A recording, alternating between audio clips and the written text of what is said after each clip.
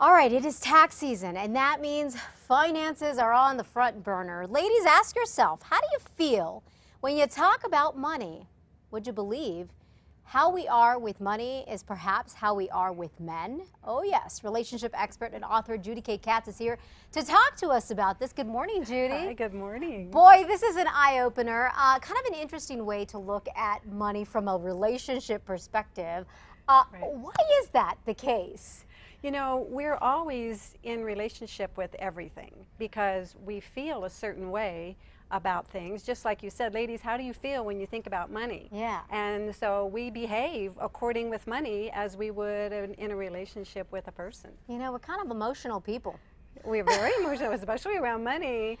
Yeah, no kidding. So you say that with money, money is often the source of conflict, especially in a relationship, you think? It really is. You know, I think that's like one of the top #1 reasons for people having divorce. Yeah, is around it kind of money. makes sense, you know. So I guess you know what's important here is that sometimes you find couples, whether you're married or just have a living couple, significant other. Are you finding folks are having a tough time just coming together and talking about finances? That is the problem. People don't come together and talk about the finances, so money is kind of like this big white elephant in the room that nobody's talking about, but everybody's trying to maneuver around. It's like, for example, around. we're sitting here and there's money on the table and we're just not talking about it or not coming to the table to discuss. That's exactly right. So let's talk about this issue.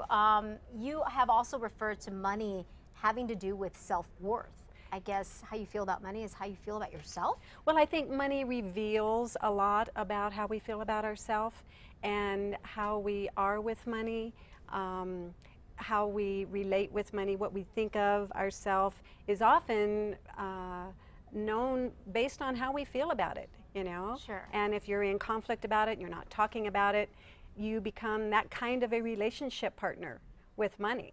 And I like for people to think, well, what if money was a man? Or what if money was a woman? Okay. You know? How would your money feel treated by you if that were the case? Would you be, you know, kind of an elusive partner, or would you be clutching and a fearful partner? So you can begin to see yourself in terms of how you are with money when you think about it in terms of relationship as a person. So what should we be doing? I mean, you kind of alluded, I guess, first off, recognize what kind of, a person or partner you want to be. Right. You recognize, first of all, become aware of who you're being. You know, are you avoiding looking at the finances? Do you defer it to someone else?